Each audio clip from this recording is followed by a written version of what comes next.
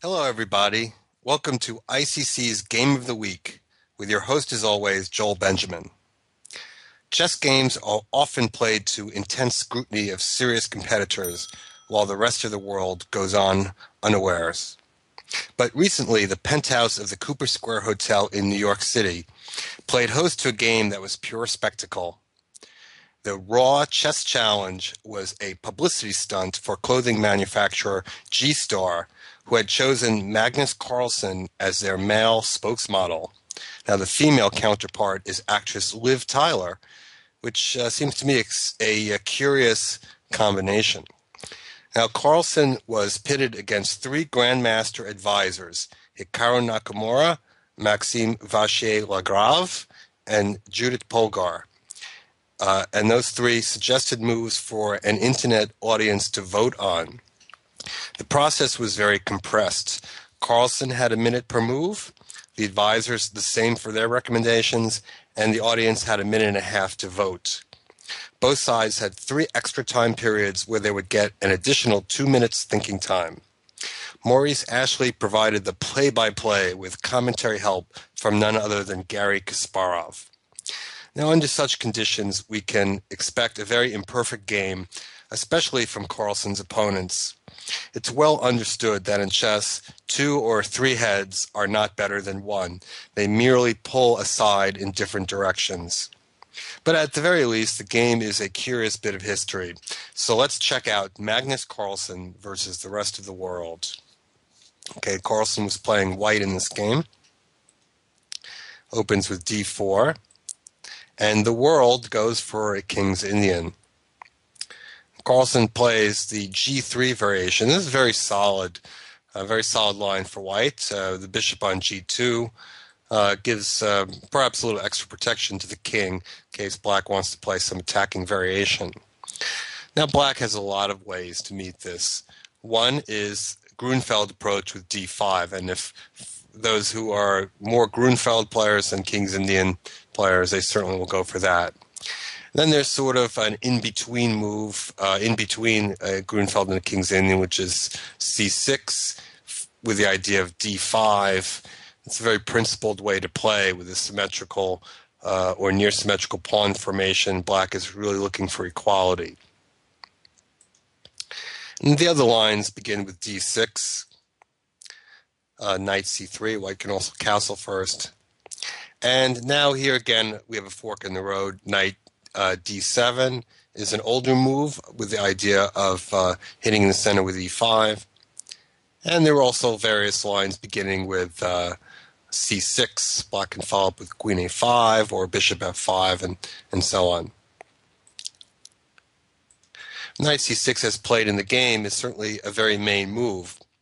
But after castles, black usually doesn't hit in the center right away. The idea is generally to play a6 and set up to attack the center from the wing with a subsequent advance b5 and perhaps play e5 if the timing is right. But the move played by the world team was e5, directly challenging in the center. Now, this is not as favored as it is in a position with, let's say, white having the moves e4 and bishop e2 instead of the fianchetto. And I think perhaps the reason is that maybe the white king side is just felt to be much better protected against a potential attack in this case. Also, perhaps with the pawn on e4, when the knight moves from f3, as it typically does, e4 already has some protection to it. So after e4, in this type of structure with the center closed, the typical strategy is to move the knight on f6 and then play for f5. And here, Lagrave suggested knight to d7, while Polgar recommended knight e8.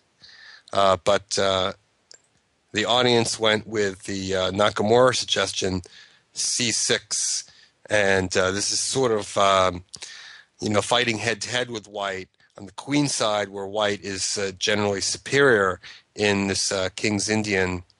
It's a proactive measure, and sometimes this can work out, but of course there always is some danger in fighting on the side where your opponent is stronger. Now Carlsen plays an interesting move, a4, and in this type of position, very often it's nice to throw that a-pawn forward into the queenside attack. Now, in response, black could certainly consider a5. That stops that pawn from advancing and gaining space. Perhaps the b4 square can be of use to black, although he doesn't have any knights that are anywhere near that one, or the c5 square for that matter. But if white didn't do anything in the center, then black could maybe follow up with c5 to block the position. And in that case, the only place for breakthrough would be on the king side, where black is not too bad off. Of course, in a serious game, that kind of strategy could be contemplated, but for an exhibition, that's really no way to play. You want to give the fans a livelier game than that. And perhaps also white might be inclined to take on c6 here. If pawn takes, there is also a possibility it'd have to be calculated of playing c5.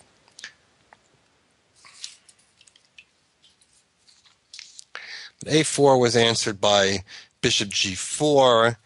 Black has to be a little bit careful with this move because it's not really ideal to trade that bishop for a knight in this type of position, because with the pawn structure, the bishop on g7 is kind of locked in by black's pawns.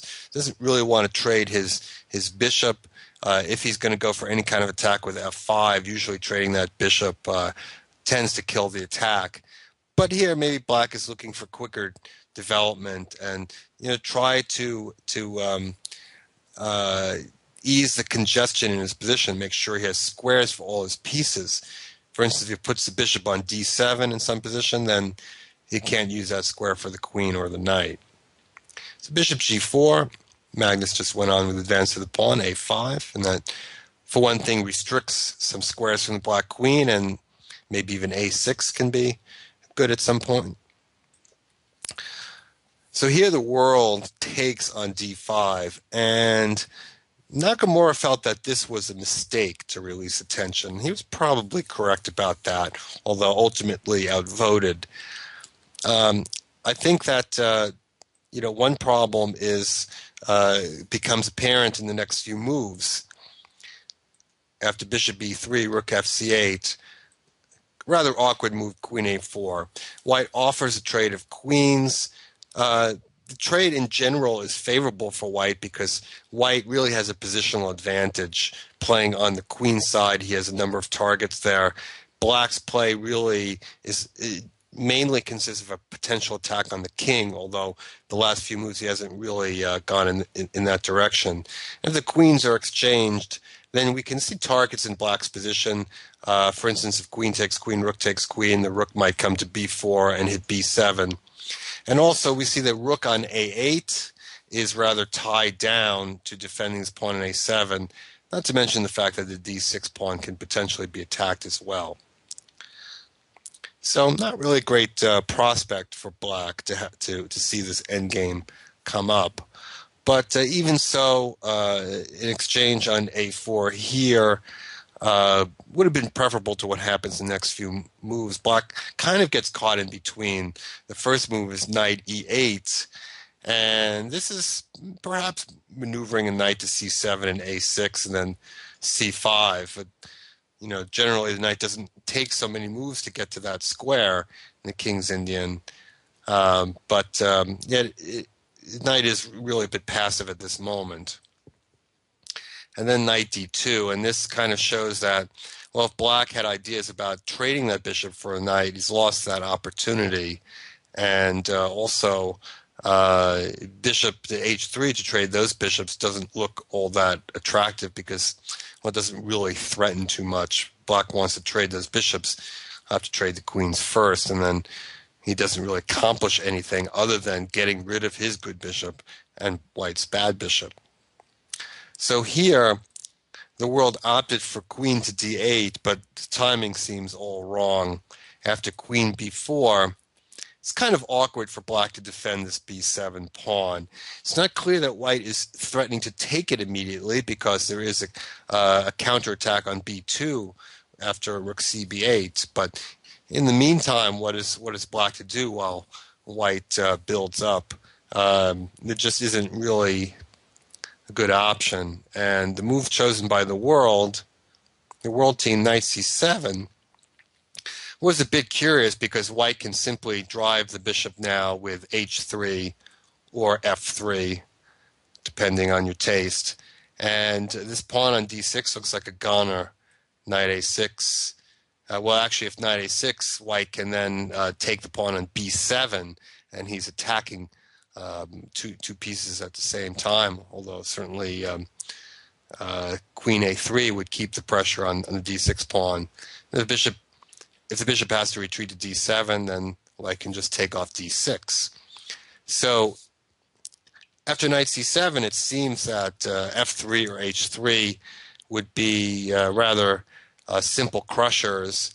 And Carlsen, well, perhaps felt that neither move was very sporty, wanted to kind of continue the show. So knight c4, attacking the pawn on d6. But here, black can play knight a6. It's not entirely satisfactory, but in this case, white wins a pawn, but black gets some measure of activity, getting that rook in the game and putting some pressure on b2. So now Carlsen drives away the bishop, and the bishop has to go all the way back to c8, which is rather awkward. The white queen can retreat and defend b2. So here the black rooks still aren't connected. Black finally goes ahead with f5 with kingside play, but there really isn't much to it because white is going to leave it there. Black takes, f pawn takes back, nothing happens. And f4 doesn't really look like much. Certainly the traditional pawn storm on the king side, there's never going to be time for that to materialize. So it's not really a whole lot of counterplay. Because queen d2 is kind of looking at that rook on b4. And white rook comes to that open c file. Queen to b8. Knight a4. And this already is introducing ideas of knight to b6, cutting off the communication between the queen and the rook. And that could cause problems. So the world team moves the rook to what they hope is a safer location. Now Carlsen starts hunting it down. Rook c3 and rook a3, again reiterating this threat of knight b6. And strangely, all these lined up pieces on the a file, they seem to have no purpose, but we'll see in a few moments that the rooks actually do come awake on the a file. Meanwhile, there is that threat of knight to b6, which black is going to have to deal with in some way. Now, first thing, the world goes for f4. Now, I don't think that there is really anything wrong with taking on f4 and taking first with the pawn, then with the bishop. Black center is gone. White is going to roll through with pawns in the center. And I don't think that black is getting any kind of serious play. But in a practical game, keep in mind that the players don't have a lot of time to assess the position. It makes sense to make a very practical decision and not offer your opponent any activity, any unnecessary activity. So Carlsen just simply retreats the bishop to f2, and that keeps his bishop on g7 locked in. Well, black kind of postpones a decision on the rook on b4. Perhaps the best thing to do is already just to play rook to b3. Could have done that in the last move and just acquiesce to that exchange of rooks, which isn't that big a deal, but of course black is starting to run out of pieces to try to make counterplay with. Instead, we see bishop h6 with a rather transparent threat of h takes g3. And white can deal with that very easily. Queen e1 is one way of getting the queen out of the way, or the move predicted by Kasparov, g4. And with that, Gary was also predicting that the game would not last very long. black would not be long for the world after that simple move. But Carlsen goes a different way, and it's speculated that, again, maybe he wanted to have a little bit more of a show. He played a move that has a lot more life to it. And interestingly enough, you run the computer, the chess engines on it, and after a while they say that possibly Carlsen's move is even superior, although a bit more complicated. And that's knight b6. Now, in a practical game, maybe I say in a real game, that's not played for exhibition, maybe he would go in a different direction. But he takes a chance on knight b6, and that allows his capture on g3. So for the moment, white has won the exchange. He has opened up his king a little bit. There's this knight hanging on b6, but the question is, can it really be taken?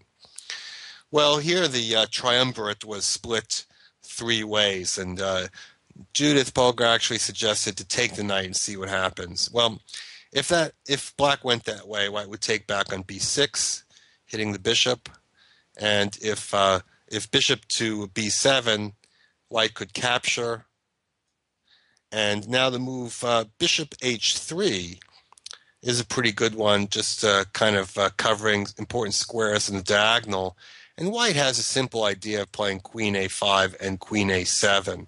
And this pawn on b6 is an absolute monster. The minor pieces have a real difficult time combining to try to stop them. And if knight c8, white can actually just take on c8 and take on d6. This is actually safe enough. After queen check, the king can try to kind of retire into the corner, and white is threatening to do enough stuff with check that black doesn't get enough counterplay. I'm not sure if Carlsen would necessarily have gone in that direction, again, in a situation where he doesn't have a lot of time to think. But certainly white seems to be winning if black captures the knight. The move suggested by Lagrave was bishop to f4. This move was the one that Magnus was most concerned about, looking to try to get some kind of last-ditch kingside attack, maybe swing the queen over and try to combine those pieces together. But still doesn't look like it's going to be sufficient. Well, the move played was bishop c8, kind of forcing matters by now threatening to take the knight in a little bit better situation. But after rook to b3, defending the queen, now when black takes, white takes back. And the 2 pieces for a rook turn out to be not so much consolation. Yes, they can be very strong in the middle game, but we're really in kind of an endgame situation. The white queenside pawns are really exerting themselves. Pawn on a5 already is fairly advanced. The black pieces just don't have a lot of scope. The bad bishop on h6 is on a good diagonal, but it's not affecting anything. The knight on e7 doesn't have a single safe square. The bishop on c8 is really just kind of looking on. So black takes the queen, rook takes queen, just helps white, so queen a7 I guess is marginally better, but it's still pretty much the same kind of thing. Black is in no position to take the pawn on a6 because he'll lose that bishop to pin. King f7, and Carlsen just methodically trades, getting ready to advance the second pass pawn forward to win the game. Well, after rook takes on b6, we see black doesn't have really any way to defend that pawn on d6, so the whirl brings the king closer. Now looks for some kind of trap with bishop f8. Well, in this situation, the rook could simply move away something.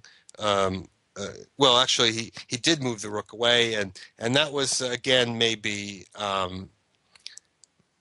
more sporting continuation, though very effective. But Carlsen looks for an opportunity to finish the game off in style. Actually, white can simply play b4 because there isn't really a genuine discovery threat with the knight. If knight to f5, let's say, the rook could go to b6 or go to c6 first. maybe slightly better to open up this b7 square. And black just doesn't have anything here. Knight d8, rook b8 check, and the pawns are going to come through pretty fast. I could back them up with bishop f1 and then push this b pawn through, and it's pretty much over. But Carlsen went for rook b6 immediately, allowing this tactic knight takes d5, and it was easy enough to calculate. White simply plays rook b8. Not, of course, taking on d5, bishop c5, check, and suddenly black is on top here. But rook b8, black now has two pieces attacked. Bishop c5 check, king to g3. The king is really out of range, at least for the moment there. Black can't do anything. Knight e7, the only way to really save both pieces. Now bishop h3, threatening to win a piece down there. King to d8 to defend. And rook c1, white hammers away. It was basically a forced win to the finish from the move rook to b8. The bishop can't move because the knight on c8 will disappear, so rook c7. Now simple finish, rook takes c5, rook takes c5, and a7. And here the world team resigned. I don't know who was the first one to suggest that. I think actually that didn't require the audience to vote on. That was a right of the three advisors. The only way to stop the pawn is rook a5, and then white will simply queen. In this position with an extra exchange, and this pass pawn on b2 to boot, be a very simple win for white. So there's a game that got a fair bit of attention. Maybe chess players won't be studying it so much, but certainly got a little bit of attention for chess in the mainstream world, and who knows what effect that could have. Maybe some kind of positive effect for chess, but kind of an interesting game. Kind of we like to see how the grandmasters will handle this kind of situation. Certainly, Carlsen seems to be a very cool customer, not flustered by all the attention of having to play in his new sportswear with his new cool haircut and so on, having no problem dispatching the team of three grandmasters and internet voters. So there you have it, Magnus Carlsen, victorious in the exhibition. Of course, it'll be interesting to see how he does in future real competitions, as the highest rated player in the world still ultimately looks for a title opportunity. Well, that wraps things up here. I'm Joel Benjamin. As always, it's a pleasure, and I hope that you'll join me next time on ICC's Game of the Week. Hi, this is Grandmaster Damian Lemos. First of all, I hope you enjoyed this video. If you would like to receive more free chess videos from us, you can just click the subscribe button below. I would also highly recommend signing up for my free mail course, The 10 Grandmaster Secrets to Dominate Chess. During this exclusive course from onlinechesslessons.net, I'll share with you my own Grandmaster shortcuts to effective attacking, defending, and growth hacks to improving your chess without complicated books or memorization. So sign up by clicking the sidebar on the right, and I know you won't be disappointed. Once more, this is Damian for onlinechesslessons.net, and I'll see you in my videos. Thank you.